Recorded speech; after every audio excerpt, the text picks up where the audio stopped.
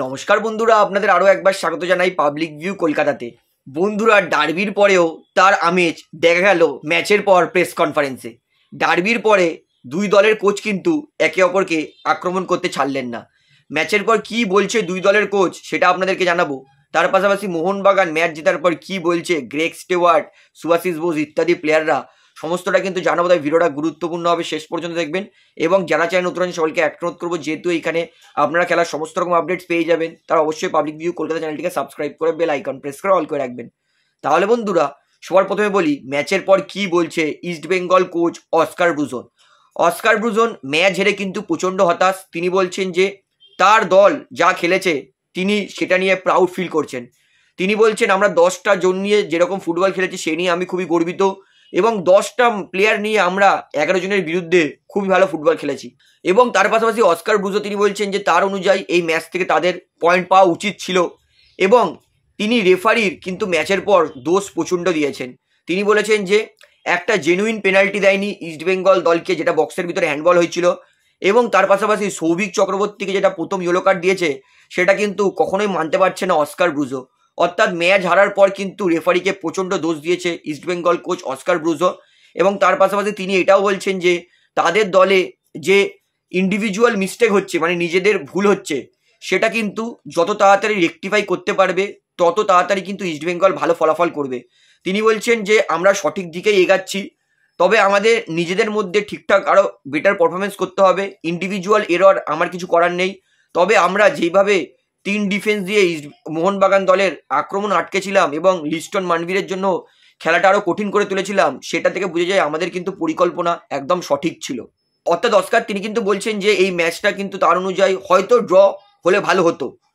তো ম্যাচের পর কিন্তু যখন মোহনবাগান কোচ মলিনাকে জিজ্ঞেস করা হয় যে ইস্টবেঙ্গল কোচ মনে করছেন যে এই ম্যাচটা রেফারি ভুল সিদ্ধান্ত দিয়েছে বলেই তারা হেরেছে, এবং ম্যাচটা একদম সমানে সমানে হয়েছে। ম্যাচের পর প্রেস কনফারেন্সে মলিনা তিনি কিন্তু অস্কার ব্রুজোকে ধুয়ে দিয়েছেন। মলিনা তিনি বলেন যে আপনি কোনোদিন দুটো একসাথে করতে পারেন না, নয় আপনি অজুহাত দেবেন, নয় আপনি ম্যাচ জিতবেন। দুটো কাজ আপনি কোনোদিনই একসঙ্গে করতে পারেন না। আপনি যখন ম্যাচটা জেতেন তখন কিন্তু আপনি আর এক্সকিউজ ভাবেন না, আর যখন আপনি ম্যাচ জিততে পারেন না তখন কিন্তু আপনি এক্সকিউজ ভাবেন। আমরাও কখনো কখনো ম্যাচ হেরেছি, এবং আমিও সেই সময় কিন্তু অনেক এক্সকিউজের কথা ভাবতাম যে কি এক্সকিউজ দেব, কিন্তু দেখুন এটা সঠিক কাজ নয়। আপনাকে ভালো ফলাফল করতে হবে এবং ম্যাচ জিততে হবে, এক্সকিউজ দিলে কিন্তু হবে না। তিনি বলছেন যে হ্যাঁ, অবশ্যই জানি রেফারি অনেক ভুল সিদ্ধান্ত দিয়েছে, তবে রেফারি নিজের বেস্টটা দেওয়ার চেষ্টা করছে। রেফারি আমাদের কন্ট্রোলে নেই, রেফারি ভুল দেবে না সঠিক দেবে সেটা রেফারির ব্যাপার। মলিনা তিনি আরও বলছেন যে আমাদের দলের বিপক্ষেও অনেক রেফারির অনেক সিদ্ধান্ত গেছে, কিন্তু আমরা সেটা কখনোই সেরকম এক্সকিউজ দিই না। আমার সেটা পছন্দও নয়। আমি চাই যে আমার দল কিভাবে জিতবে সেটার উপর আমি বেশি ফোকাস করতে চাই। আমি কিভাবে ম্যাচ হারার পর এক্সকিউজ দেবো সেটার উপর আমি কিন্তু ফোকাস করতে চাই না। তিনি বলছেন যে ইস্টবেঙ্গল কোচ এবং ইস্টবেঙ্গল দলকে আমি সম্মান করি, তার মতামত আলাদা, তিনি আলাদা মানুষ, আমার মতামত আলাদা, আমি আলাদা মানুষ। তার যেটা ফাউল বলে মনে হয়েছে সেটা আমার ফাউল নাও বলে মনে হতে পারে। তবে দেখুন, আমি একটা কথা বলবো যে আমি রেজাল্টে বিশ্বাস করি, এক্সকিউজে নয়। তিনি আরও বলেন যে অন্য দলের কোচের মনে নাই হতে পারে যে আমরা ম্যাচটা যেটা ডিজার্ভ করতাম না, কিন্তু আমি মনে করি আমরা অনেক বেশি চান্স ক্রিয়েট করেছিলাম, তাই ম্যাচটা আমরা যেটা ডিজার্ভ করতাম।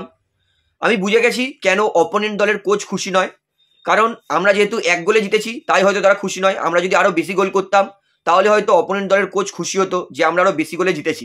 তাই আমার মনে হয় যে মাঝে মাঝে জেতাটা গুরুত্বপূর্ণ হয় না, তার থেকে বেশি গোল করাটা গুরুত্বপূর্ণ হয়। তবে আমি বলতে পারি যে এই জয়টা আমাদের জন্য খুবই ক্রুশিয়াল ছিল, কারণ আমরা চ্যাম্পিয়ন হতে চাইছি। তাই চ্যাম্পিয়ন হওয়ার জন্য যত বড় হোক যত ছোট প্রতিপক্ষ হোক আমাদের কিন্তু সবার বিরুদ্ধেই জিততে হবে। এর পরের ম্যাচে ফোকাস করতে হবে, প্লেয়ারদেরকে জেতার খিদা দেখাতে হবে, তাহলে কিন্তু একটা দল চ্যাম্পিয়নের দৌড়ে পৌঁছায়। তার পাশাপাশি মলিনা আরও অনেক কথাই বলেছেন, দলের খেলার ইন্ডিভিজুয়াল পারফরমেন্স, দল যে গোল মিস করেছে সেটাও নিয়েও। তো সেটা না বললেও চলে, গুরুত্বপূর্ণ কথাগুলো কিন্তু আমি আপনাদেরকে বলে দিয়েছি। তাহলে বন্ধুরা, এবার শুনুন ম্যাচের পর কি বলছে সুভাশিস বোস, গ্রেগ স্টুয়ার্ট ইত্যাদিরা। ম্যাচের পর সুভাশিস বোস তিনি বলছেন যে মোহনবাগান এই ম্যাচে পুরনো রেকর্ড ভাঙতে পারতো, 5-0 করতে পারতো মোহনবাগান। তিনি বলছেন যে আমাদের অনেক গোল আমরা মাঠে ফেলে এসেছি, নিজেদের ভুলের দোষে আমরা অনেক কটা গোল করতে পারিনি। ঠিক আছে, তিনি মানছেন যে খেলায় মাঝে মাঝে এরকম হয়, মাঝে মাঝে গোল মিস হয়ে যায়, কিন্তু তিনি বলছেন যে এই সমস্ত গোলের চান্স আমাদেরকে আরও কনভার্ট করতে হবে, কারণ আমাদের হাতে আরও গোলের সুযোগ বেশি তৈরি হচ্ছে। তো আমরা যত তাড়াতাড়ি গোলের এই চান্সগুলোকে কনভার্ট করতে পারবো তত কিন্তু মোহনবাগান আরও বেটারভাবে ম্যাচ জিততে পারবে। এবং গ্রেগ স্টুয়ার্ট তিনি কিন্তু বললেন যে তার ইনজুরি নিয়ে তিনি বললেন যে আমি সবে রিকভার করে ফিরছি, আমার দলে অনেক ভালো ভালো প্লেয়ার আছে, জেসন জেমি, ওরা দুজন দলের কিন্তু অনেক গুরুত্বপূর্ণ ভূমিকায় কন্ট্রিবিউট করছেন। সব থেকে বড় কথা আমরা 3 পয়েন্ট পেয়েছি, ম্যাচ জিতেছি, সেটা সব থেকে বড় কথা। আমি খেলি না খেলি সেটা অতটা ম্যাটার করে না, আমার দলে সবাই চেষ্টা করছে। এবং ম্যাচের পর লিস্টন তিনি কিন্তু বলছেন যে আমি অত কিছু ভাবতে চাই না, যে আমরা কেমন পারফরমেন্স করেছি, এই জয়টা উপভোগ করতে চাই, কলকাতায় গিয়ে সমর্থকদের সামনে আরও নিজেদের আনন্দ প্রকাশ করতে চাই। তো বন্ধুরা ম্যাচের পর কি বললো দুই দলের কোচ ও প্লেয়ার সেটা আমি আপনাদেরকে জানিয়ে দিলাম। তো আশা করি সমস্তটা আপনারা বুঝতে পেরেছেন। তো ভিডিওটা এখানে শেষ করছি। ভিডিওটি ভালো লাগলে অবশ্যই লাইক করুন, কমেন্ট করুন, শেয়ার করুন এবং চ্যানেল নতুন সবাইকে অনুরোধ করবো তারা অবশ্যই পাবলিক ভিউ কলকাতা এই চ্যানেলটিকে সাবস্ক্রাইব করে বেল আইকন প্রেস করে অল করে রাখবেন। ধন্যবাদ।